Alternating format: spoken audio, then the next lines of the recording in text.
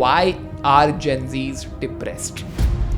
वो अपनी लाइफ में इतने बड़े इमोशनल ब्रेकडाउन से गुजर रहे होते हैं कि वो स्पिरिचुअलिटी को कभी समझ ही नहीं पाते. Hookup culture, situationships, and also divorces are increasing. आजकल लोग मैं ये नहीं कहूँगा कि आपस में बहुत प्यार करते हैं, वो ज़्यादातर अटैच्ड होते हैं. तो भगवद गीता में ये भी लिखा गया है कि attachment always ends in suffering. Indian Gen Z scrolls daily up to the length of an Eiffel Tower. Escape ढूंढते हैं, इसलिए हो रहा है. हम डिस्ट्रैक्शन में इसलिए इंडल्ज होते हैं क्योंकि जो हमारी करंट सिचुएशन है या जो हमारा करंट फेज चल रहा है लाइफ का, हम उनसे एस्केप करना चाहते हैं. What do you feel about situationships? Of course अगर हम किसी गलत रिलेशनशिप में कमिट ही नहीं करेंगे तो ये हार्ट ब्रोकन वाला सीन आएगा ही नहीं. बट अगर आप कर चुके हैं then the best option would be controversies. Controversy important है बिकॉज तुम्हारा मैसेज भी इंपॉर्टेंट है. मैं श्री कृष्ण जी का एक इंस्ट्रूमेंट हूँ जो ये सब ज्ञान दे रहा हूँ. And it is never me and it is always Shri Krishna ji. Who do you think is truly successful in life? The one who has inner piece.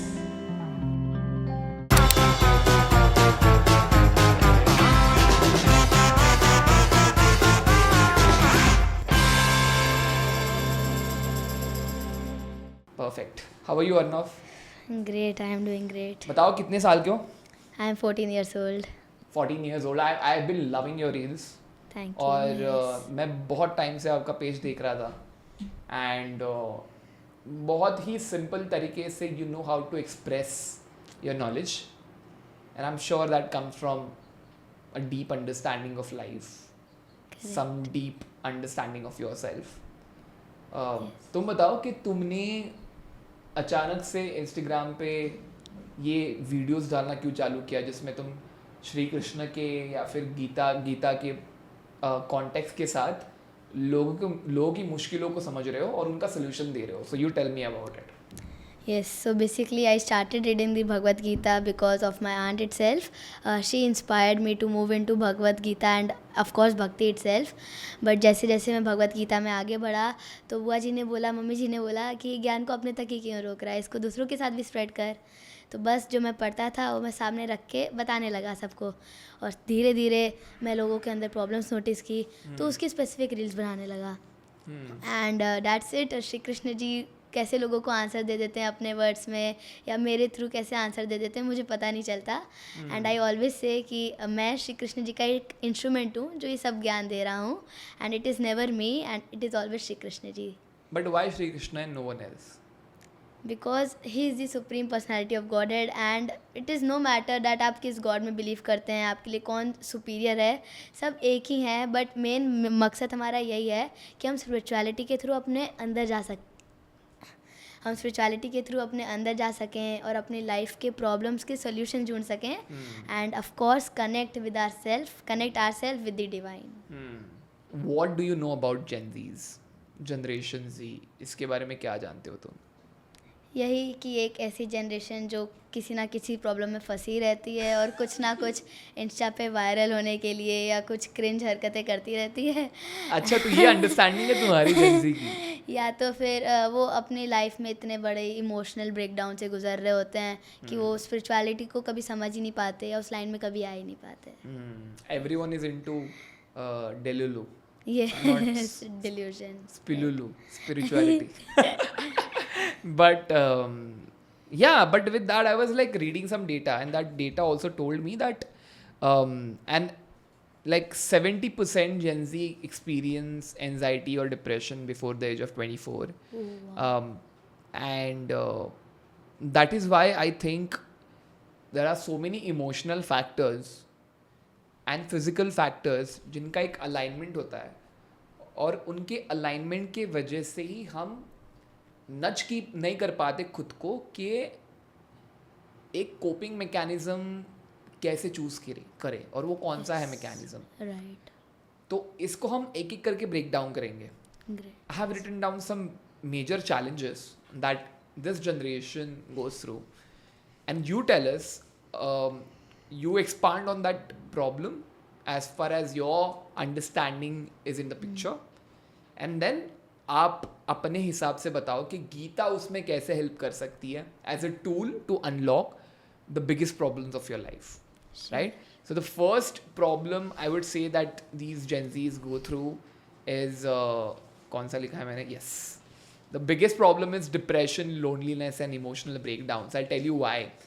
Because अभी बीच में एक न्यूज़ आई थी कि loneliness is termed as an epidemic.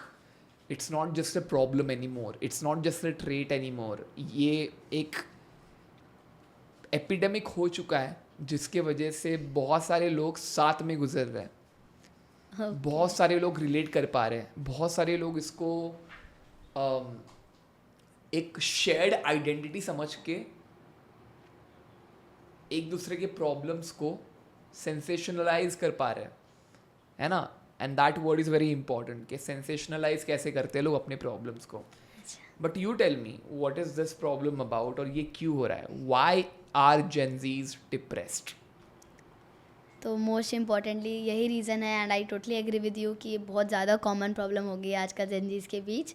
But मेरे हिसाब से major reason यही है कि वो लोग स्पिरिचुअलिटी से इंट्रोड्यूस्ड ही नहीं है. उनकी लाइफ में भक्ति, स्पिरिचुअलिटी ये सब है ही नहीं. तो अगर वो अपने अंदर को नहीं समझ पाएंगे, अपने थॉट्स को समझ ही नहीं पाएंगे, तो वो ऑफकोर्स उसे सप्रेस करेंगे, जिसकी वजह से उन्हें डिप्रेशन या लोनलीनेस होता है. और मोस्ट इम्पॉर्टेंटली लोग वैलिडेशन ज़्यादा सीख करते हैं कि उन्हें सोसाइटी एक्सप्रेस करे, लोग क्या कहेंगे, ये वाली चीज़ें. तो यस, इसकी वजह से वो लोग अपने आप को बड़ा ही ऑकवर्ड या वियर्ड बना लेते हैं और वो सबके सामने नहीं आ पाते, या बड़े ही इंट्रोवर्ट कह सकते हैं, या लोनली बन जाते हैं. बट क्या इंट्रोवर्ट होना एक गलत बात है? नहीं, टोटली नहीं. सबका अपना अपना ज़रिया है एक्सप्रेस करने का चीज़ों को, चाहे आप एक्सट्रोवर्ट हो, इंट्रोवर्ट हो, एम्बीवर्ट हो. ये सारे टर्म्स भी खैर Gen Zs नहीं बना दिए हैं. वो तो बस अपना एक्सप्रेस करने का तरीका है, वो कैसा भी हो सकता है. बट अगेन, लोनलीनेस वैसी नहीं है जैसे आप उसको समझते हैं. Bhagavad Gita and each and everything tells very much detail about these things, कि कैसे हम अपने मन को कंट्रोल कर सकते हैं, हम कैसे अपने थॉट्स पे कंट्रोल ला सकते हैं and all. But yes, I do agree कि thoughts and loneliness, emotional breakdown, ये सब बहुत कॉमन प्रॉब्लम हो गए हैं आजकल. Can you tell me the journey of an emotional breakdown? ये होता क्या है? एक इमोशनल ब्रेकडाउन क्या होता है? मतलब is it something that happens every day to people? Is it something that happens once in a blue moon? What do you think is your understanding? See, I know my understanding of it. I want to know yours. Okay, तो emotional breakdown का even Bhagavad Gita में एक step by step process दिया है. पहले आपको desires होते हैं, आप किसी भी चीज़ को देखते हो या फील करते हो तो आपको उसके प्रति डिज़ायर्स आ जाते हैं. फिर आप उस चीज़ से धीरे धीरे अटैच होने लगते हो. जब आप उससे अटैच हो जाते हो, फिर अगर वो चीज़ अगर आपसे बिछड़ जाती है या दूर हो जाती है तो आपको गुस्सा आता है, और जब गुस्सा आता है तब धीरे धीरे आप सैडनेस में चले जाते हो. और ये पूरे इमोशनल ब्रेकडाउन का स्टेप बाय स्टेप प्रोसेस की तरह है. तो मोस्ट इम्पॉर्टेंट थिंग यही है, जो डिज़ायर्स आते हैं और जो हमारी अटैचमेंट होती है चीज़ों या पर्सन्स से, पीपल से, तो डिज़ायर को कंट्रोल करना है. Yes, that's what you saying. Gita का जो एक श्लोक है जो इस पूरी फंडामेंटल को बहुत अच्छे से एक्सप्लेन करता है, वो है श्लोक 2.14. ये लर्निंग जो मेरी है वो अलग हो सकती है एंड ऑफ कोर्स आपको हेल्प कर सकती है. आप भी श्लोक को अच्छे से पढ़ के इसके बारे में डीपर अंडरस्टैंडिंग ले सकते हैं. बट जहाँ तक मेरी अंडरस्टैंडिंग है वो ये है कि गीता में बताती है जैसे ठंड, गर्मी, सुख, दुख, ये सब टेम्पररी चीज़ें हैं, वैसे ही हमारे इमोशंस भी आते हैं और चले जाते हैं. हमें उनसे कभी भी अटैच नहीं होना चाहिए. तो ये एक बहुत ही की कॉन्सेप्ट है. इमोशंस हम नहीं हैं, हम अपने क्या करते हैं, हम अपने इमोशन से अपनी आइडेंटिटी को जोड़ लेते हैं. बट हम वो सारी इमोशंस के विटनेस हैं, ऑब्जर्वर हैं. हमें बस अलग आत्मा को, हम बेसिकली क्या है, हम आत्मा हैं. हमें हमारी आत्मा को बस इन चीज़ों को ऑब्जर्व करना है एज अ विटनेस. इन चीज़ों में बहुत ज़्यादा अटैच नहीं हो जाना है या अपनी आइडेंटिटी को इनसे जोड़ नहीं लेना है. तो that's what Gita says. And of course इससे जब आप ये सारी चीज़ें फॉलो करते हैं तब आपको दुखी या डिप्रेस होने की जगह आपके मन में क्लैरिटी आती है और अवेयरनेस आती है इन चीज़ों के रिगार्डिंग. एकदम ऑनेस्ट बात बताऊं, मतलब ये बातें जानना या फिर सुनना काफ़ी अच्छा लगता है लोगों को, but implementation and action is the biggest problem that we go through. Correct. We'll talk about that also throughout this podcast, so that we also tell them how do you actuate it in real life, so that ये एक solution बने, एक practical solution बने, एक mechanism बने जो तुम over a long period of time use करते जाओ, ना कि बस हम कोई तुम्हें प्रीचिंग्स दे रहा है या फिर कुछ टीचिंग्स दे रहा है कि ये करो वो करो, ये नहीं होता है. On the lines of that there is a concept called as emotional vulnerability. Are you aware of it? Not exactly, but can you brief about that a little? So emotional vulnerable is someone who is very fluid when it comes to their emotions.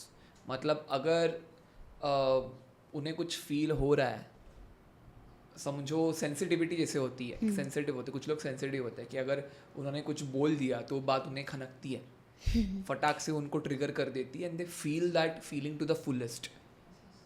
So vulnerability is basically, अगर मैं आपको कुछ कहूँ, एक चीज़ कहूँ, तो वो शायद आप अपने पास्ट को रिलेट कर लोगे.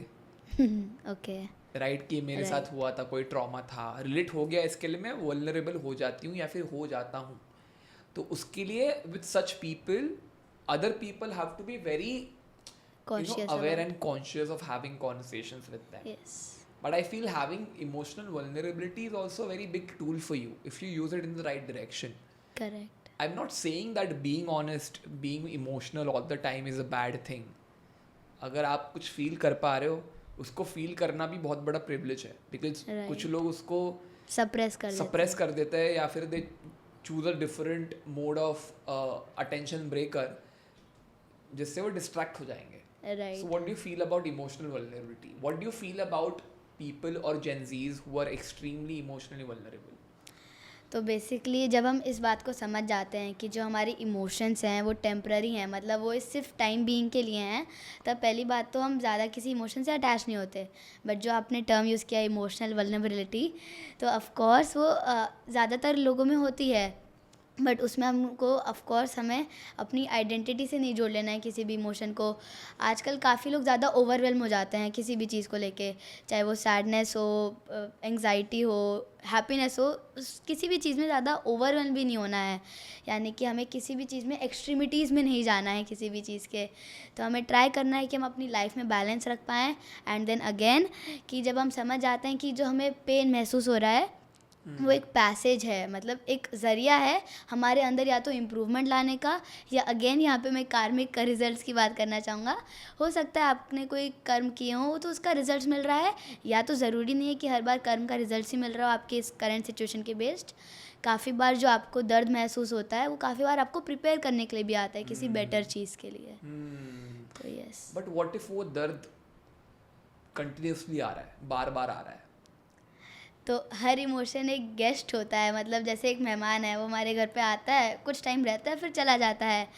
लेकिन हमें अपने उस इमोशन को घर पे नहीं बैठा देना है, राइट. उस मेहमान को घर पे नहीं बैठा के रखना है हर दिन, उसको भी जाना ही है, तो हमें बस उसको लेट गो करना है. यस, ताकि नए गेस्ट आ पाए. हर चीज़ से अटैच नहीं रहना है. सही बात है. What practices can be applied to overcome depression and तो पहली मैं एक और पॉइंट ऐड करना चाहूँगा, जो आपने लोनलीनेस का बोला. तो लोनलीनेस काफ़ी बार हम एक नेगेटिव चीज़ की तरह लेते हैं. जैसे आपने बोला कि लोनलीनेस आजकल एपिडेमिक बन गया है, तो हो सकता है एपिडेमिक बन गया हो, लेकिन हमें लोनलीनेस एक अच्छी चीज़ है, एक पॉजिटिव वे में भी ली जा सकती है कि वो हमें इनर पीस देता है, हमें इनर स्पेस देता है, और उसी के माध्यम से हम अच्छे कर्म में या अपने अच्छे वेलबींग में एंगेज हो सकते हैं. And few practices I would list down is 2 practices I have brought. पहला जो है वो है तितिक्षा टाइमर, यानी कि अपने पेशेंस को कंट्रोल में रखना है. जब भी आपको कोई इमोशन आए या आपको लगे कि बहुत ज़्यादा पीक पे वो इमोशन, मुझे रिएक्ट करना है, देन ऑफ कोर्स आपको पहले तो अपने रिएक्शन को थोड़ा कंट्रोल करना है. कंट्रोल नहीं, सप्रेस नहीं, यहाँ पे वेट करना है. क्या करना है, बस आपको 5 सेकेंड्स के लिए डीप ब्रेथ लेनी है, या 1 मिनट के लिए अपने माइंड को रिलैक्स करने का ट्राई करना है. इससे क्या होगा, आप बेफजूल में, बेमतलब में उस चीज़ में एक्सट्रीमली रिएक्ट नहीं कर देंगे, या उसको रिस्पॉन्ड करेंगे. React and respond are 2 different things. React मतलब हम इंस्टेंटली किसी चीज़ के ऊपर रिएक्ट कर देते हैं एंड उस समय हमारा लॉजिकल ब्रेन शट डाउन हो जाता है. लेकिन रिस्पॉन्स इज़ कम्प्लीटली डिफरेंट, जहाँ पे हम उस चीज़ को पहले रुकते हैं, एनालाइज करते हैं एंड फिर उस चीज़ के बारे में बोलते हैं. And one more practice is like emotional parking journal ये बहुत ही अच्छी प्रैक्टिस है. Emotional parking journal. Yes okay. यहाँ पे आपको एक पेपर में अपने इमोशंस को लिस्ट डाउन करना है. जो भी इमोशन आप फील कर रहे हैं, जो पीक पे आपका इमोशन चल रहा है, उसको कहीं बताने से अच्छा, कहीं बताने से अच्छा या उसको रिएक्ट कर देने से अच्छा उसको लिस्ट डाउन करना है कि आपने आज पूरे दिन में क्या इमोशन ज़्यादा फील किया. इससे आपके अंदर अवेयरनेस आती है and by the time of course clarity भी आती है. Makes sense. Beautiful. I think I might also मैं भी जर्नलिंग करता हूँ बहुत. ग्रेट. आई थिंक बहुत सारे लोग भी डायरीज होते हैं तुम्हारे लिए. There are very few people who know how to be a blank diary in someone's life. Everyone wants to become the dictionary of answers, the dictionary of emotional answers for the other people. But not everyone wants that. Not everyone who's going through an emotional journey wants answers from a human being.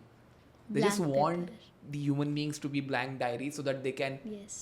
paint their canvas, they can write down their feelings, rant out their feelings in the form that they are most comfortable in. You are right. So I would really suggest for the people, अगर कोई आपको लगे जो emotional breakdown से जा रहा है, जिसको हीलिंग की ज़रूरत है, जिसको आपकी ज़रूरत है, I truly feel be there blank diary instead of being a dictionary. A dictionary. That is the best thing that you can do. और अगर आपको डिक्शनरी बनना ही है तो उन्हें भगवत गीता दे दीजिए, वो पूरे सॉल्यूशन का लिस्ट है. सब solution. Exactly. I believe in it. Yes. Let's move on to the second challenge, Sure. which is relationships, right? एक medium है जिसके through a lot of us, a lot of Gen Zs have the opportunity to communicate their problems and their nuances of life, but a lot of them are not. They're actually using social media to do that. But relationship in itself is an umbrella under which बहुत सारे terms आ गए जिसको slangs बोलते हैं. Gen Z slangs. Gen Z slangs. Commitment issues being the first thing. Second is situationships. Third is hookup culture. I'm sorry if I'm talking about this, Mummy ji. Hookup culture, situationships, and also divorces are increasing. Like there are insights, there are findings in the Western countries that 50% of marriages result in divorces. Oh, Right? Like 1 in 2 marriages result in divorces. बाप रे. And we as Indians, we as that generation are also leading towards that school of thought. Why do you think Gen Zs are going through relationship issues and why are they into Delulu And not Selulu. and Solulu? Yeah, tell me. Yes तो ज़्यादातर reason तो यही है कि relationship issues मेरे हिसाब से, मैं ऑफ कोर्स किसी पहले गुजरा नहीं हूँ. पहले तो like why I think Arnav is capable of asking these questions is because he has his own clients. You teach people, right, about Gita, about the meaning of life to how many people? Around 20 people like have, And who are these people? like they are from abroad and around millennials or Gen Zs only. Yes. Millennials, Gen Zs भी है ना, तो उसके Yes. बारे में भी बात करेंगे. That's why I feel he is capable of answering those questions. ऐसे ही नहीं कोई बच्चा गीता के रील्स डाल रहा है उसको उठा के लेके आ गया. Okay, tell me. Yes. Commitment issues, relationship issues. So according to me इसके ऊपर भी एक भगवत गीता का श्लोक है जो सीधा इस चीज़ के ऊपर ही पॉइंट आउट करता है मेरे हिसाब से. मेरी हाँ. अंडरस्टैंडिंग ये है जो कि है 2.70. आप भी इसको रिफ़र कर सकते हैं आफ्टर दिस, तो आपको ऑफकोर्स डीपर अंडरस्टैंडिंग मिलेगी, क्लैरिटी मिलेगी. बट ऑफकोर्स इस श्लोक में बताया गया है कि एक जैसे समुंदर होता है, एक ओशन होता है, उसमें काफ़ी सारे रिवर्स आते हैं, उसमें मिल जाते हैं, बट वो समुंदर हमेशा स्टेडी रहता है, कभी भी ओवरफ्लो नहीं होता ज़्यादातर, है ना, वो स्टेडी रहता है. वैसे ही हमारे अंदर भी काफ़ी सारे डिज़ायर्स, काफ़ी सारे पोजेशंस, काफ़ी सारे अटैचमेंट्स आते हैं, लेकिन हमें भी स्टिल रहना चाहिए, हमें भी स्टेडी रहना चाहिए. एंड अगर मैं उस चीज़ को आपके पॉइंट से रिलेट करूँ जो कि रिलेशनशिप के ऊपर था, तो वो यही रहेगा कि आजकल लोग मैं ये नहीं कहूँगा कि आपस में बहुत प्यार करते हैं, वो ज़्यादातर अटैच्ड होते हैं. And these two are very broad and very different things जिसके बारे में हमें समझना ही चाहिए. तो अटैचमेंट क्या है, जैसे मैं आपको एक बर्ड के एग्जांपल से समझाता हूँ. अगर मेरे को एक बर्ड बहुत प्यारी लगती है, अगर मैं उस बर्ड को केज में बंद कर देता हूँ ताकि मैं उसे हर रोज़ मिल सकूँ, हर रोज़ देख सकूँ, तो वो अटैचमेंट है. लेकिन वहीं मैं एक बर्ड से प्यार करता हूँ, लेकिन मैं उसको उड़ने की आज़ादी देता हूँ, उसको जहाँ भी जाए लेकिन मैं उसको समझता हूँ, तो वो लव है. तो वहीं पे हमें जब हम किसी से अटैच होते हैं तो उसके लिए भी बुरा है और लॉन्ग टर्म में हमारे लिए भी बुरा है. तो भगवत गीता में ये भी लिखा गया है कि attachment always ends in suffering. अगर आप किसी चीज़ से भी अटैच हैं, ज़रूरी नहीं वो कोई पर्सन हो, कोई चीज़ भी हो सकती है, अगर आप उससे अटैच हैं तो वो लास्ट में सफरिंग ही बनती है. लेकिन अगर हम लव देखें तो लव क्या है, लव एक ऐसी चीज़ है जिसमें हम सामने वाले को पूरा उड़ने देते हैं, उड़ने की आज़ादी देते हैं, जैसे हमने बर्ड को दी. बेसिकली हम उसको पकड़ के नहीं रखते, हम उसको पूरा फील करने की, उसको जो चीज़ें हैं वो करने की आज़ादी देते हैं. और साथ ही में हम उसके ग्रोथ में स्टॉप नहीं बनते, बल्कि उसकी ग्रोथ का हिस्सा बनते हैं. हम उसको सपोर्ट करते हैं चीज़ों में. तो असली रिलेशनशिप में इश्यूज इसलिए आ रहे हैं क्योंकि जो भी गर्लफ्रेंड बॉयफ्रेंड ये सब चल रहा है या मैरिजेस चल रही हैं, वो ज़्यादातर हरी में या अटैचमेंट के चक्कर में कर लेते हैं लोग. और जब उनकी ज़रूरत पूरी हो जाती है तब उनको मन नहीं लगता, तो वो डाइवोर्सेस में लीड कर लेते हैं. तो मोस्ट इम्पॉर्टेंट चीज़ यही है कि हमें लव और अटैचमेंट के बीच के डिफरेंस को समझना है. एंड जैसे एक ओशन का एग्जांपल दिया, अगर कोई भी चीज़, कोई भी लहर या कोई भी रिवर आ रहा है और जा रहा है, हमें उससे अफेक्ट नहीं रहना है, क्योंकि अगर हम अटैच नहीं है तो ज़्यादा अफेक्ट भी नहीं रहेंगे. Gautam that's Buddha the said thing. this, right? You like a flower, you pluck it. If you love the flower, you grow it. You water it every day. Right. And I believe in it. I believe अगर आप रोज़ effort मार रहे हो, doesn't matter if you treat it as a duty. अगर duty feel हो रही है तो let it be a duty. आपको शो ऑफ करना है, रोज़ शो अप करना है, आपको रोज़ उसमें पानी डालना है, तब भी वो फ्लावर जाके एक बड़ा फूल बनेगा. फिर आप शो ऑफ करोगे कि भाई मेरे पास भी इतना सुंदर फूल है. What do you feel about situationships? For the first time, I'm asking a kid about situationship. That too to a kid who's extremely spiritual. पहले तो मुझे ऑनेस्टली इस चीज़ के बारे में ज़्यादा पता नहीं है, सिचुएशनशिप course, क्या sir. होता है. तो मैं बताता हूँ. Situationship is basically आप दो समुंदर है, दो समुंदर के बीच में हो. एक समुंदर में प्यार है, दूसरे समुंदर में दोस्ती है, और आप बीच में हो. ना आपको यहाँ जाना है ना वहाँ जाना है, आपको बीच में रहना है बिकॉज यहाँ मज़ा आ रहा है. समझ रहे हो? सो मुझे आपको बोलना भी है, बोलना नहीं है कि आई लव यू, पर मैं आपके साथ रहना चाहता हूँ. ये क्या चीज़ not as a friend but not as a lover also. That is situationship. ये चल क्या रहा है सर जी? ये क्या चल रहा है मुझे खुद नहीं पता चल रहा है, तो मैं आपको क्या बताऊँ क्या चल रहा है. बट ये क्यों होता होगा? Why are people afraid of committing that hey I want to be with you for the rest of my life?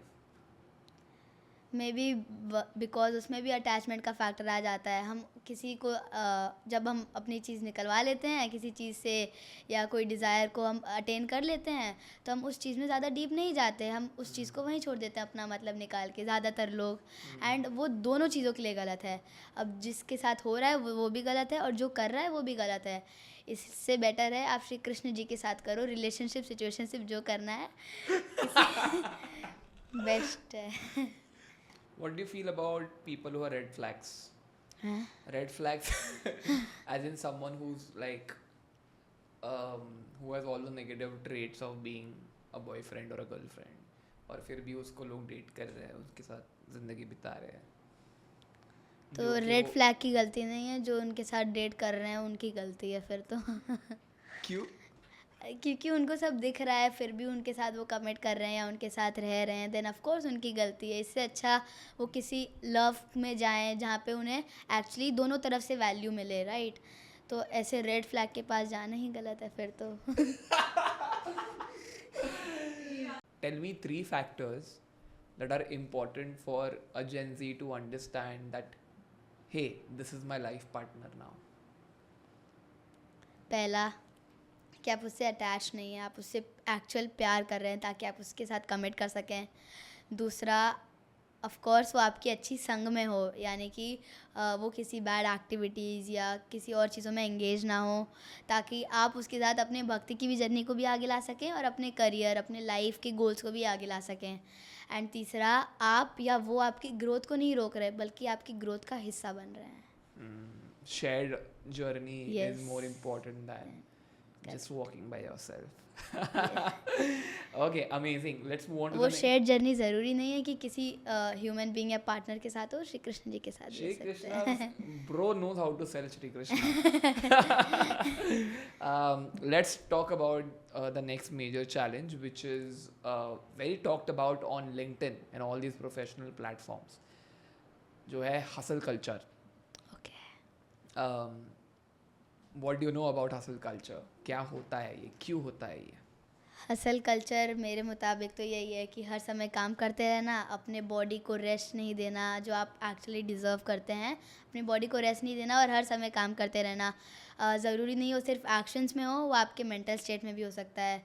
अगर हम एक्शंस में ज़्यादा एंगेज नहीं है, हमको लगता है कि हमने 8 घंटे, लेट से हमने 8 घंटे जॉब करी और फिर हम बाकी टाइम फ्री हैं, लेकिन अगर जो बाकी बचा है टाइम पीरियड उसमें भी किसी चीज़ के बारे में सोच रहे हैं या मेंटली एंगेज हैं, तब भी आपको रेस्ट नहीं मिल पा रहा है और वो हसल कल्चर ही हो गया।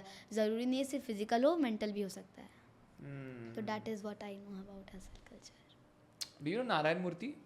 नारायण मूर्ति? नारायण मूर्ति नो। तो नारायण मूर्ति ने ये कहा था, नारायण मूर्ति ने ही कहा था नहीं या नारायण मूर्ति ने हाँ हाँ, तो उन्होंने बेसिकली अपने एम्प्लॉयज़ को ये कहा कि अगर मैं चाहूँ तो अपने एम्प्लॉयज़ को सैटरडे संडे को भी बुलाऊँ ऑफिस में। वो ऐसा सोचते हैं कि लोगों को 16 घंटा 15-16 घंटा काम करना चाहिए। ऑफ कोर्स और भी काफ़ी काम होते हैं, हम अपनी स्पिरिचुअल जर्नी में प्रोग्रेस ला सकते हैं। भगवत गीता को पढ़ना या अपने इमोशंस को समझना, जो काफ़ी लोग इमोशंस को सप्रेस कर देते हैं, जो इस हसल कल्चर में होते हैं तो वो और सप्रेस करते हैं और दबाते रहते हैं। वो टाइम ही नहीं मिलता उन्हें उस इमोशन को फील करने का। और इसको मैं अपने पिछले पॉइंट से रिलेट करना चाहूँगा। इसके चक्कर में वो गलत रिलेशनशिप में एंटेंगल हो जाते हैं, क्योंकि वो अपने पार्टनर को भी नहीं समझ पाते। जब खुद के इमोशंस को नहीं समझेंगे तो पार्टनर को कैसे समझेंगे। और इस हसल कल्चर में पूरे टाइम लगे रहते हैं। सैटरडे संडे को भी काम कराएंगे तो पता नहीं क्या होगा। वैसे ही लोग मेंटली इतना बिजी हैं, तो yes, that perspective is totally wrong according to me. You will never support that. Of course, yes. Right. It says that 1 in 3 Gen Zs don't sleep more than 6 hours daily. 33%. बाप रे, 6 घंटों से ज़्यादा सोते नहीं। What do you think about that? चैन की नींद तो ले लो यार, वही तो इम्पोर्टेंट है। अपनी बॉडी को रेस्ट तो दो। But why is this happening? Like, और इससे क्या implications आ सकते हैं लाइफ में, क्या problems आ सकते हैं? Why is this happening? Because overthinking, so many thoughts, and most important, हम हर थॉट पे रिएक्ट करते हैं। अगर हम हर थॉट पे रिएक्ट नहीं करेंगे, ऑफ कोर्स आपके मन में थॉट्स आएंगे, लेकिन अगर आप हर थॉट पे रिएक्ट नहीं कर रहे हैं बल्कि रिस्पॉन्ड कर रहे हैं, या सो रहे हैं तो रिस्पॉन्ड भी नहीं कर रहे हैं तो बस आपको बस रिएक्ट नहीं करना है हर थॉट पे। वो आ रहे हैं जा रहे हैं, उन्हें आने दो जाने दो, बस अपने प्रेजेंस को फील करो, अपने इनर सेल्फ को फील करो, and then you will able to relax, and of course आपकी स्लीप क्वालिटी अच्छी होगी with that. Okay. What practices do you think are important to overcome the problems of hustle culture?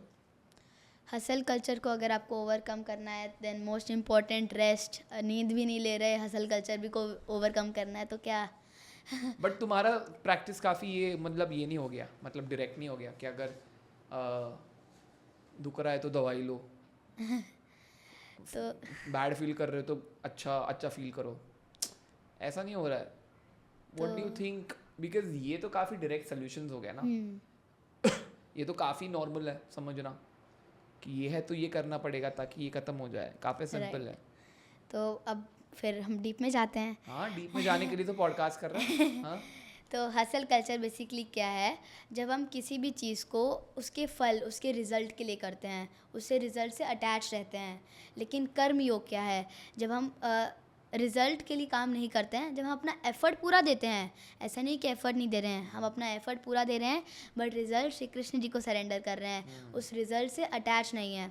और जब हम उस result से attach नहीं रहेंगे देन ऑफ कोर्स जब आप कर्मयोगी बन जाएंगे तब आपको काफ़ी ज़्यादा हेल्प करेगा with that.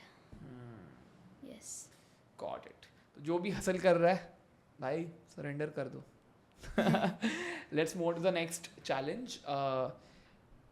very different, I don't know if you know this, toxic masculinity and feminism, and ये extreme ends में बता रहा हूँ। feminism, masculinity, the concepts in itself are good, they are important for the Yes. society to run, but in the extremist way I'm talking, I'm saying to you, I'm telling it to you, जब toxic बन जाती है तब क्या होता है? what do you know about this? तो basically yes, you are very right कि दोनों चीज़ें अपनी जगह पे सही हैं, मैस्कुलिनिटी भी एंड फेमिनिज्म भी, लेकिन हम इसको श्री कृष्ण जी में भी देख सकते हैं। दोनों चीज़ों का प्रेजेंस आपके अंदर भी होना, हम सबके अंदर है, बट किसी भी चीज़ में हमें डोमिनेंट नहीं होना है या किसी भी चीज़ के एक्सट्रीम में नहीं जाना है हमें। जैसे अगर हम श्री कृष्ण जी को देखें तो एक तरफ उनके अंदर जो मैस्कुलिनिटी थी वो उनके वॉर लड़ना हो गया, ये सब मैस्कुलिनिटी को जताता है, लेकिन वहीं फेमिनिज्म मधुर गीत गाना, राधा जी को प्यार करना, राधा जी से प्रेम करना, एंड अगेन दोनों भी चीज़ की एक्सट्रीमिटीज़ में जाना सही नहीं है, हमें एक मिडल वे फाइंड करना है जिससे हम दोनों को अपनी लाइफ में ला सकें एंड प्रॉपर बैलेंस पा सकें। Yes, Let's go deeper. Okay. When you say, when I say toxic masculinity, it has a lot to do with the fake idea of masculinity also, the idea that is brought to us, that is passed down to us by social media, by the society, or by people like Andrew Tate or these feminists who want to speak about the truth of women by suppressing men man or suppressing the idea of having men in their lives. जैसे hatred for men is very evident in some feminists. मैं toxic वालों के बारे में बोल रहा हूँ, इसके बारे में तुम्हारा क्या कहना है? वो टॉक्सिक क्यों हो जाता है? यहाँ पे एक चीज़ समझना बहुत ज़रूरी है, दोनों एक दूसरे के बिना अधूरे हैं। तो अगर हम किसी चीज़ को हेट कर रहे हैं then that is definitely not right. Bhagavad Gita भी ये कहती है कि हमें किसी भी चीज़ के प्रति ईर्ष्या, जेलसी या नफ़रत का भाव नहीं रखना चाहिए, वो आफ्टर ऑल हमें ही हार्म करता है। और अगर इस केस में देखा जाए तो बहुत ही अच्छा एग्जांपल है ये, कि हमारे अंदर भी दोनों हैं, तो हम किसी और के आइडियाज़ को, किसी और के तरीके एक्सप्रेस करने को कैसे नीचा दिखा सकते हैं। हमें कभी भी अपने को ऊपर दिखाने के चक्कर में दूसरे को नीचा नहीं दिखाना है, क्योंकि हमें ये बात याद रखनी है कि हम सब में श्री कृष्ण जी का वास है। एज परमात्मा, एज सुपर सोल, हम सब में श्री कृष्ण जी का वास है और हम श्री कृष्ण जी के अंश हैं। तो हम जब इस बात को ध्यान में रखते हैं, हम सबको पहले तो इक्वली ट्रीट करते हैं और किसी को भी डिस्क्रिमिनेट नहीं करते, और खासकर ऐसे टर्म्स से masculinity and feminism. I feel through Gita there is a sense of femininity that comes in your personality. एक feminine energy आ जाती है तुम में, because you're always dominant, you're always trying to dominate a conversation on things in life. But Gita पढ़ने के बाद I think वो एक ठहराव आ जाता है, वो एक delicacy आ जाती है, which is very feminine. I'm not labeling, but this is what we have seen around us, right? We have seen our mothers being delicate with relationships. We have Yes. seen our sisters being delicate with relationships, whereas the fathers have been dominant. The fathers or the grandfathers have been like, they want to dominate everything. But I think that is what Gita does to you. It brings that delicacy in your life. It brings that patience. It brings that degree of sensitivity in your life. Yes it does, but Shri Krishna ji हमें starting में भी बोलते हैं, बीच में भी बोलते हैं और अंत में भी बोलते हैं भगवत गीता के। पहले तो आप खुद ही बताइए कि अर्जुन को श्री कृष्ण जी ने जब अर्जुन ने अस्त्र छोड़ दिए थे तब श्री कृष्ण जी ने क्यों उन्हें मोटिवेट किया, क्यों उन्हें ये सारी चीज़ों के बारे में समझाया, ताकि वो अपनी ड्यूटी को समझ सकें। और यहाँ पे जब हम टर्म करते हैं मैस्कुलिनिटी को तो उसमें ड्यूटीज़, कॉन्फिडेंस, ये सारी चीज़ें आती हैं, राइट। तो हमने उससे कॉन्फिडेंस लाना, अपने अंदर की ड्यूटीज़ को फॉलो करना सीखा, एंड अगेन श्री कृष्ण जी बीच में भी बोलते हैं भगवत गीता के कि हमें अन्याय का विरोध करना चाहिए, यानी कि अगर किसी के साथ गलत हो रहा है तो उसका हमें ओपोज करना चाहिए, नॉट इन अ डोमिनेंट वे, या तो उसको सुधार के या तो फिर हमारे अंदर जाके. तो this is a important way that we can know कि गीता किसी एक चीज़ को डोमिनेंट नहीं रखती है, वो हमेशा से हर चीज़ को इक्वल ट्रीट करती है. जब सारे इंसान इक्वल हैं तो ये फ्रेजेस जो हमने बनाए वो भी सब इक्वल ही हैं. Beautiful. Amazing. Should we move on to the next challenge? Yes. Or do you have anything to offer here? Offer here? Any other practice that you want to do? नहीं. Nice. Okay. Next challenge is something that this generation, and I've seen this generation going through it because I'm also one of the reasons of it, which is dopamine dominance leading to brain rot content and doom scrolling, जिसकी वजह से attention span भी कम हो गया है. It has been said that average attention span is 8 seconds, which pathetic, just nasty, right? And there is another finding that said that an average Indian Gen Z scrolls daily up to the length of an Eiffel Tower. हाँ बाप रे, मतलब जितना Eiffel tower है उतना हम scroll करते हैं, बाप उतनी ऊंचाई का कंटेंट हम ये करते हैं. That is the volume of content that we have been consuming.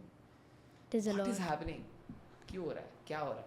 बताइए. पहले तो हम एस्केप ढूंढते हैं, इसलिए हो रहा है क्योंकि हम अपने इमोशंस से एस्केप ढूंढते हैं, हम अपनी करंट सिचुएशन से एस्केप चाहते हैं, इसलिए हम we end up doing doom scrolling और binge watch.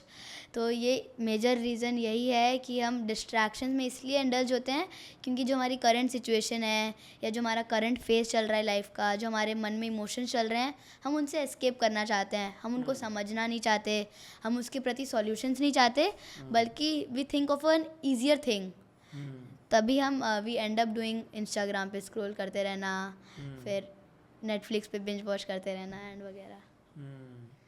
And what does that lead to? क्या होता है उससे? Many thoughts, overthinking a lot, because क्योंकि हम इतनी सारी नॉलेज को कंज्यूम कर रहे हैं, चाहे वो रील्स हो गए, पॉडकास्ट हो गए. ऑफ कोर्स हमें वो नॉलेज को कंज्यूम करना है, लेकिन हमें अपनी लाइफ में इम्प्लीमेंट करना है. एंड अगेन मॉडरेशन, किसी भी चीज़ में एक्सट्रीम नहीं रहना है. Then why do we end up doing doom scrolling? क्योंकि हम डिस्ट्रैक्शन को इसलिए हम पा लेते हैं क्योंकि हमारे जो करंट फेस चल रही है लाइफ में वो उतनी प्लेजेंट नहीं है, या हमारे जो इमोशंस हैं हम उसमें इतना इंडल्ज हो गए हैं कि हम उसे सॉल्व करने की जगह, उस खिचड़ी को सुलझाने की जगह हम किसी और चीज़ को ढूंढने लगते हैं. गीता में क्या कहा गया है when it comes to dopamine, when it comes to attention span getting lower?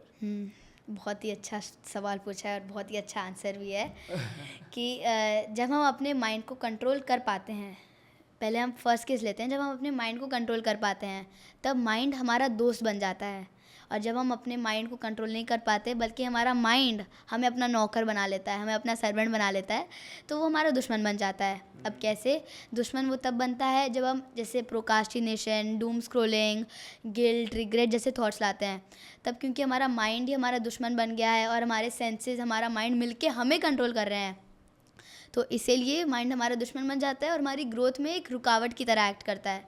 लेकिन वहीं अगर हमारा माइंड एंगेज है डिवोशनल एक्टिविटीज़ में, जैसे कि भगवत गीता को पढ़ना, या कम से कम अपने अंदर स्टिलनेस में बैठ के अपने अंदर के पीस को अनुभव करना, अपने इनर पीस को समझना, अपने इमोशंस को समझना, then in that case your mind becomes your friend and helps in your growth. अभी one thing that everyone is struggling is work life balance. Yes, moderation. Moderation is the answer I feel. But work life balance करने का कोई एक तरीका है जो ये generation use कर सकती है? इसको और बेटर कैसे किया जाए? नारायण मूर्ति जी को बात को मत फॉलो करिए. यस, श्री कृष्ण जी को फॉलो करिए, बेटर रिजल्ट्स मिलेंगे. A lot of creators I talk with who are in the ages of 20 to 30, they always are going to identity crisis. मेरे को पता नहीं मैं कौन हूँ, मैं क्या कर रहा हूँ, क्यों कर रहा हूँ, क्यों कर रही हूँ, क्या मतलब है इन चीज़ों, क्या मैं कुछ और ही कर लेती हूँ, ये सब होता रहता है. Why do you think this is happening? इसको मैं वापस से अपने फर्स्ट पॉइंट से रिलेट करूँगा। जब हमने बात की थी डिप्रेशन और एंग्जाइटी की, तब भी हम क्या करते हैं, हम अपने इमोशंस को अपनी आइडेंटिटी बना लेते हैं। जो हम हमारे थॉट्स हैं, हमारे प्रोफेशंस हैं, हम उनको अपनी आइडेंटिटी समझ लेते हैं। जैसे लेट्स से अगर आप एक कंटेंट क्रिएटर है, मैं एक कंटेंट क्रिएटर हूँ, तो हम बोलते हैं कि I am a content creator, but beyond that हम अपनी प्रेजेंस को, हम अपने आत्मा को नहीं समझ पाते। हम किसी भी इमोशंस को, किसी भी थॉट्स को, उसको अपनी आइडेंटिटी से जोड़ लेते हैं, and that is very wrong. क्योंकि इमोशंस टेम्प्ररी हैं, लेकिन सिर्फ एक ही चीज़ परमानेंट है, जो कि हमारी इटर्नल सोल। ये जो सोल है वो परमानेंट है, और जब हम इससे अपने आइडेंटिटी को समझ लेते हैं, जो कि एक्चुअली है हमारी आइडेंटिटी क्या है, हमारी सोल। जब हम इससे अपनी आइडेंटिटी को समझ लेते हैं, तभी हम इस जो आपने बोला उससे बाहर आ पाते हैं, जो कि आइडेंटिटी क्राइसिस है। एंड इसके लिए एक प्रैक्टिस यही है कि आप एक अफर्मेशन प्रैक्टिस कीजिए कि I am beyond my professions, emotions, and I M आत्मा, द विटनेस ऑफ ऑल। इसको समझने के लिए कितना टाइम लगेगा? बहुत लगेगा यार। नहीं, किसी को 1 सेकंड भी लग सकता है, तो किसी को 1 साल भी, डिपेंड करता है आपके लर्निंग पे, और श्री कृष्ण जी आपको कब सिखाना चाह रहे हैं, आप अपनी लाइफ में कैसी हैबिट्स को चूज़ कर रहे हैं। हाँ, and yes, it's very hard to let go of your identity also, right? I'll tell you why. Like, you create an image of yourself in your mind that is so superior, that is so important, कि तुम उसके आगे पीछे ऊपर नीचे कुछ सोच ही नहीं पाते हो। लाइक फॉर एग्जाम्पल, मेरे को एक है आदत, ठीक है, मैं कन्फेस कर रहा हूँ, मैं कभी कभी जानबूझ के लेट आता हूँ। इवेंट्स हो गया वगैरह वगैरह, या फिर कम्युनिटी है, बहुत सारे लोग हैं, मैं लेट पहुँच जाता हूँ, मेरे को आदत है। क्यों? क्योंकि मेरी इमेज है ना दिमाग में कि मैं कंटेंट क्रिएटर हूँ, मैं थोड़ा सुपेरियर हूँ, तो मैं थोड़ा लेट जाऊँगा। तो इन इट सेल्फ आप अपने प्रोफेशनलिज्म के साथ खिलवाड़ कर रहे हो। राइट। तो जब मुझे वो कॉन्शियस अंडरस्टैंडिंग आ जाती है, मैं फटाक से उस पर काम करता हूँ, मैं नेक्स्ट डे शायद जल्दी पहुँच जाऊँगा, या फिर मैं प्लान ही वैसे करूँगा कि सब जल्दी पहुँच जाए। बट बात यही है कि आप अपने सोशल आइडेंटिटी को अपनी पर्सनल आइडेंटिटी समझ रहे हो, और अपनी पर्सनल आइडेंटिटी को नॉन एग्जिस्टेंट एंटिटी समझ देते हो। Wow, great example. कि एग्जिस्ट ही नहीं करती, मेरा खुद का कुछ है ही नहीं।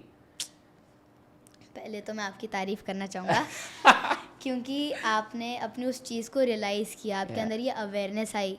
क्योंकि जब काफ़ी लोगों के पास तो ये अवेयरनेस ही नहीं आती, वो समझ ही नहीं पाते कि वो कैसे अपने आप को सुपीरियर मान रहे हैं, या कैसे अपनी आइडेंटिटी में खो जा रहे हैं। तो जब वो अवेयरनेस आती है, फिर उसी से धीरे धीरे क्लैरिटी आती है। And what was the second question you asked? वही है, like social you know identity and personal identity, boundary नहीं है आई थिंक बीच में कोई, दोनों एक ही हो गया है लोगों के लिए।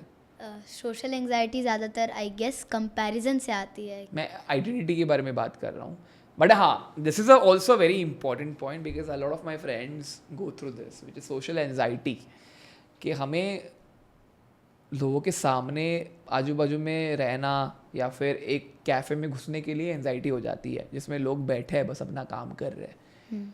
whereas we were not like that, cavemen were not like that, our ancestors were not like that, they always operated within communities, across communities. There is a reason why Gujaratis are Gujaratis, Marwadis are Marwadis, because they always lived with communities, right? तो अभी क्या हो रहा है भाई, अभी लोग, I was reading this one document also कि अल्कोहल कंजम्पशन भी कम हो गया है, नॉट बिकॉज हमारा अट्रैक्शन उससे कम हो गया है, बट बिकॉज हम सोशल इवेंट्स ही नहीं जा रहे, हम लोगों से मिल ही नहीं रहे। We would rather prefer like being wrapped in blankets in our bedroom and just look in the phone, binge watch on Netflix and watch reels, than actually go out and talk with their friends, connect with new people and connect with new strangers. This is a new finding and this is happening. I'm seeing that happen. Yes. तो तुम्हें क्या लगता है? Yes, I do agree. Socializing is a very important thing and everyone must do that.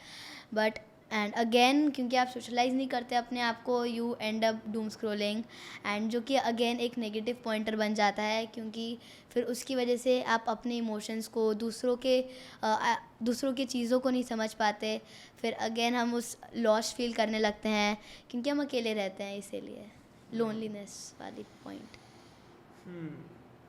Okay, the next challenge is disconnect with family. Oh my god. At what stakes, under what situation are we in a generation जहाँ पे family के साथ connection ही नहीं हो रहा है? Gen Zs क्यों नहीं कनेक्ट पा रहे हैं अपने फैमिली के साथ, कनेक्ट कर पा रहे हैं?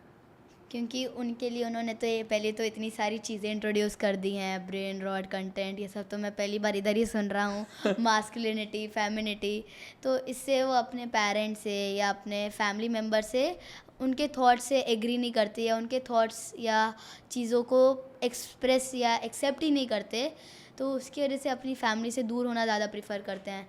वहीं क्योंकि वो हमारी फैमिली है, हमें उन्हें भी सपोर्ट करना चाहिए, क्योंकि हम खुद ही इतनी गंदी हालात में, इतने गंदी सिचुएशन में है, जब हम खुद के इमोशंस को नहीं समझ पा रहे, तो उनको कैसे एक्सेप्ट करेंगे, या उनके कैसे इमोशंस को हम समझ पाएंगे और उनको हेल्प कर पाएंगे. तो इसीलिए लोग एस्केप, अगेन दैट थिंग, कि एस्केप ज़्यादा प्रेफर कर रहे हैं आजकल के जनरीज. बहुत वियर्ड है ना, कि मतलब हम अभी अपनी फैमिली से डिस्कनेक्ट कर रहे हैं, बट वहीं अगर हम अपने किसी लव वंस को खो देते हैं तो हम उनके ऊपर ही शोक करते हैं, उनके ऊपर ही पछतावा, रिग्रेट करते हैं कि हमने उस टाइम पे उन्हें टाइम क्यों नहीं दिया. वहीं जब हमारे पास था मौका, हमारे पास सारी चांसेस थे, जब उनका खुद से कॉल आता था तभी हम पिकअप नहीं करते थे. That is a thing. Paradox में जी रहे हैं हम. लाइक रिग्रेट कर रहे हैं, और एट द सेम टाइम जब उस मोमेंट में थे तब पता था कि रिग्रेट करेंगे, फिर we choose to go through it. But I hope whoever is listening to us, and if they are receiving the call, be grateful. Yes. मुझे सबको कॉल नहीं आता हो. Okay, let's move on to the next channel, which is pressure to be successful early. Trust me, इस ख्याल के साथ मैं रोज़ सुबह उठता हूँ. यही ख्याल लेके रोज़ रात को सोता हूँ कि मेरे को जल्दी सक्सेसफुल होना है, और अगर सक्सेसफुल हो गया तो लगता है ये इनफ नहीं है.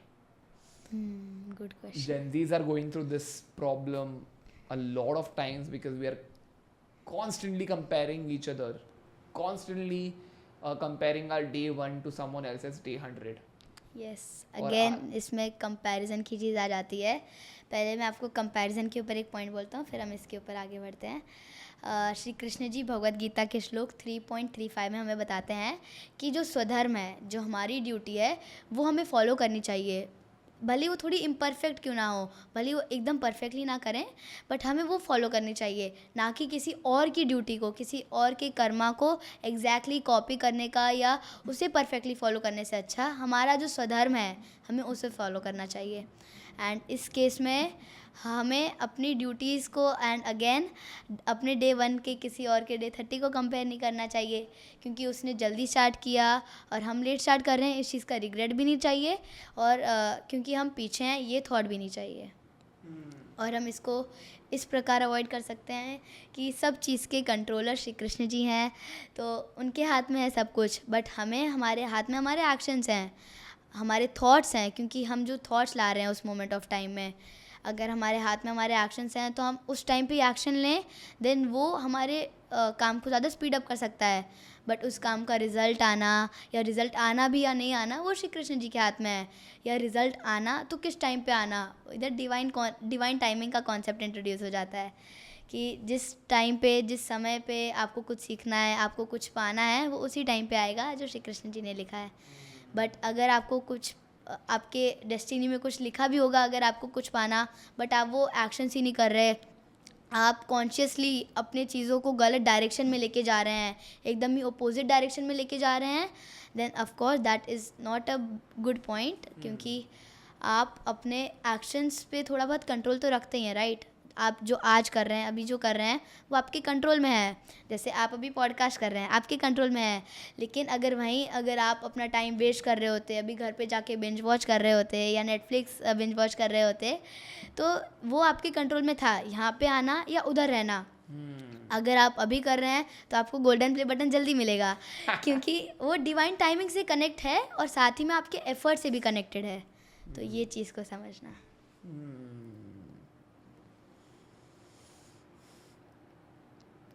Who do you think is truly successful in life? The one who has inner piece.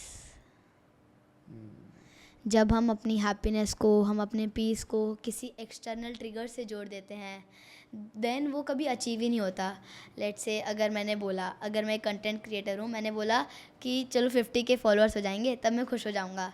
लेकिन जब 50K हुए तब मुझे एक और डिज़ायर आ गया 100K का. लेकिन वो डिज़ायर गलत नहीं है, बट आपको उस डिज़ायर से अटैच नहीं होना है या अपनी हैप्पीनेस का रिमोट उस डिज़ायर या उस पर्सन को नहीं देना है. तो जब आपको स्टिलनेस मिल जाती है, अपने अंदर वो सुकून पा लेते हैं आप, तभी वो असली सक्सेसफुलनेस है. Inner peace is important. Than anything else. Beautiful. Last challenge, a very tricky one, which is the ADHD and cancel culture. ADHD is basically attention deficiency हो जाती है in terms of being attuned to one action. तो आप you're constantly triggered, you're constantly moving between 3-4 different things at the same time. तो एक जगह आपका attention नहीं होता. A lot of people are getting diagnosed with ADHD. And on the other end, people are constantly cancelling each other on the internet for saying the wrong thing or just finding flaws in someone else. तो उनको cancel कर दिया. इन चीज़ों के बारे में क्या कहना है आपका?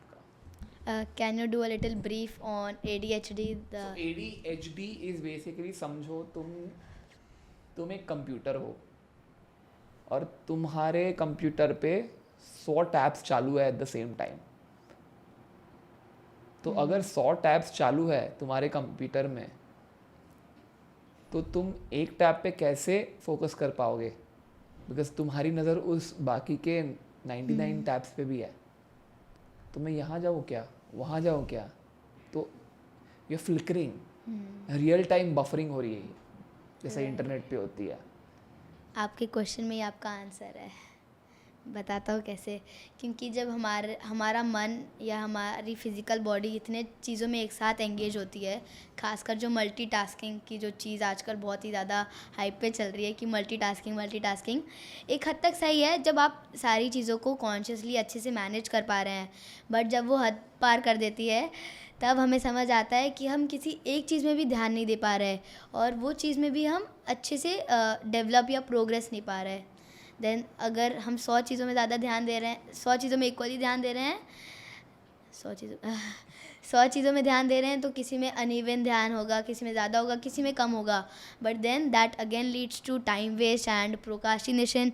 जब आपके पास इतनी चीज़ें होती हैं करने को तो आप कुछ भी नहीं करते हैं. और जब आपके पास एक ही चीज़ है करने को और आप उसे कंसिस्टेंटली फॉलो कर रहे हैं, then you will see the gradual progress in it. And once you are doing 100 things on 100 tabs, then वो of course better नहीं है. हम अगर आपके एग्जांपल से कंपेयर करें तो अगर मैंने कंप्यूटर पे 100 टैब चला दिए, पहले तो उसकी बैटरी जल्दी ड्रेन होगी, दूसरा कोई भी टैब अच्छे से काम नहीं करेगा, सब हैंग होंगे, राइट. तो वैसे ही हमारी बॉडी भी है. अगर हम अपनी चीज़ों को 100 कामों में एंगेज रखेंगे तो हम ज़्यादा जल्दी टायर्ड होंगे, हम लॉस्ट फील करेंगे और हमारी बैटरी ड्रेन हो जाएगी. और साथ ही साथ हम भी अच्छे से किसी चीज़ में कॉन्शियसली एफर्ट नहीं डाल पाएंगे. Beautiful. And I think that is what happening with the situationships also. Because there are too many situationships at the same time, so you cannot focus on one. Right. What do you think about cancel culture? Cancel culture. जैसे cancel culture समझो अभी इन लोग के साथ हो गया था, रणवीर. अच्छा, आपको पता नहीं क्या, कोई बात नहीं. रणवीर ने बोला था कुछ. अच्छा, रणवीर अलाहाबादी. ओह, हाँ. मुझे पता नहीं कौन से रणवीर की बात कर रहे थे सारे. तो ठंड लग रही है. हाँ, मतलब ठीक है. ठीक है ना, हो ही गया अभी. It's okay. हाँ. हाँ. तो कैंसिल कल्चर के बारे में क्या सोचना है तुम्हारा? क्या समझो, for example someone has said something on the internet which is very controversial, opinionated, and then other people chose to cancel him or her. मतलब सबको बोल दिया कि इसको अनफॉलो करो, इसको रिपोर्ट करो, इसको बैन करो, तो Boycott करो। बॉयकॉट करो, ये सब हो जाता है। कैंसिल कल्चर बहुत बढ़ रहा है। What do you think about cancel culture? ये क्यों हो रहा है? तो आप किस पर्सपेक्टिव से जानना चाह रहे हैं, वो जिसके साथ हुआ उसके दोनों। पर्सपेक्टिव से या हाँ, दोनों। दोनों? ओके, तो जिसके साथ हुआ देन ऑफ कोर्स वो एक्सटर्नल वैलिडेशन पे ज़्यादा ध्यान दे रहा था, उसके लिए बाहर के ओपिनियंस, लोग क्या कहेंगे, ये ज़्यादा मैटर कर रहा था, इसलिए वो उस टाइम पे इमोशनली ब्रेकडाउन फील करेगा। वहीं अगर वो कॉन्शियसली पहले तो अच्छे कर्म ही करे ऑफ कोर्स, और अगर बाई चांस कुछ अगर अनप्लेजेंट हो भी जाता है देन उस पर ज़्यादा ध्यान ना दे के अपने चीज़ों को इम्प्रूव करने पे ध्यान दे। और अपने मोस्ट इम्पॉर्टेंट क्या है, इनर पीस। हमें जब अंदर से फील होता है कि हम सही कर रहे हैं, तो हो सकता है 10 लोगों की बातें कहें कि हम गलत कर रहे हैं, बट हो सकता है कि वही 10 लोग गलत बात पे हों। और वहीं जब हमें अंदर से लगता है कि हम गलत कर रहे हैं, तो अगर 10 लोग बोले भी कि सही चल रहा है, तो हमें अंदर से गिल्ट रहता है। Very true, very correct. And what about people who are cancelling? Who are cancelling, जो कैंसिल कर रहे हैं, क्यों कर रहे हो? अपने पे ध्यान दो ना। क्यों किसी और के साथ डिस्क्रिमिनेशन की भावना रख रहे हो? किसी को क्यों नीचा दिखाना चाह रहे हो अपने को ऊपर दिखाने के चक्कर में, या ट्रेंड को फॉलो करने के चक्कर में? Why do you think someone hates somebody? Maybe because the other person is either better than him, or they have achieved what they want to achieve. They can either get inspired from him or give hate to him. And how do you cope, like if you are constantly being hated on the internet? तो आपको Avoid. क्या करना चाहिए? Avoid and focus on making yourself better than focusing on the opinions and लोग क्या कहेंगे वाला concept. Amazing. If there are a lot of Gen Zs who are watching this video at this time, what are the 3 major reasons? अभी तो बहुत reasons हमने दे दिए, but what are the 3 core reasons due to which Gen Zs need to read Gita in their lives? To find clarity, most important thing. क्योंकि आजकल सब लोग dilemma में जी रहे हैं, सब लोग डुलुलू में जी रहे हैं, सुलुलू में नहीं। क्योंकि सब लोग इतने ज़्यादा कंफ्यूज हैं, इतने पता ही नहीं है कि वो उनके लिए राइट पाथ कौन सा है, वो अपने पर्पस को डिस्कवर नहीं कर पा रहे, आइडेंटिटी क्राइसिस से गुजर रहे हैं। तो ये इस सबको ओवरकम करने के लिए, इन सब में अपने अंदर इम्प्रूवमेंट लाने के लिए reading Bhagavad Gita is a must. And second, to know what is real happiness, जो कि हमने बीच में भी डिस्कस किया था, जो कि इनर पीस है। क्योंकि अगर हम अपने हैप्पीनेस को, अपने पीस को किसी और चीज़ के साथ बाइंड कर देते हैं, कि किसी और पर्सन के साथ, किसी और अचीवमेंट के साथ बाइंड कर देते हैं, तो हैप्पीनेस हमें कभी नहीं मिलती। हम अपने डिज़ायर्स को बस बढ़ाते जाते हैं। And that are the 2 main pointers. And the third pointer is to get closer to Krishna and to attain moksha. अब काफ़ी लोगों को लगता है कि moksha is a afterlife process, and कहीं ना कहीं है भी, बट उसका एक और डीपर मीनिंग है। मोक्ष तब है जब आप अपनी अराउंड जो भी चीज़ें हैं या अपने रिजल्ट्स हैं उनसे डी अटैच्ड हैं। मोक्ष तब है जब आप अपने अंदर के इनर पीस को, अपनी आत्मा को समझ पा रहे हैं। मोक्ष तब है जब आप अपने परमात्मा जो कि डिवाइन है उसको और अपने आत्मा के बीच के कनेक्शन को समझ पा रहे हैं। और मोक्ष तब है जब आप इन सब चीज़ों को समझ पा के अपनी लाइफ में इम्प्लीमेंट कर रहे हैं। Because knowledge is not just Enough. one thing Yes. to give you the answer. Knowledge plus action and plus informed intuition leads to success. And also detachment. Detachment, very important. Thank you so much guys for watching this video. Please like, share, subscribe कर दो, और अर्नव का भी channel नीचे है, please follow कर देना। उसके अलावा we are doing good by your grace, by the universe's grace. We are doing good. All we need is your support so that we can bring more kids like Arnav who can tell the truth of life that you have never heard of. Until next time. And last one more thing, जैसे मैं अपनी reel के her and में बोलता हूँ, I would like to repeat it with me और like say it with me. It is Hare Krishna धन्यवाद. Okay, 3, 2, 1. Hare Krishna धन्यवाद. Thank you sir. Keep kidding.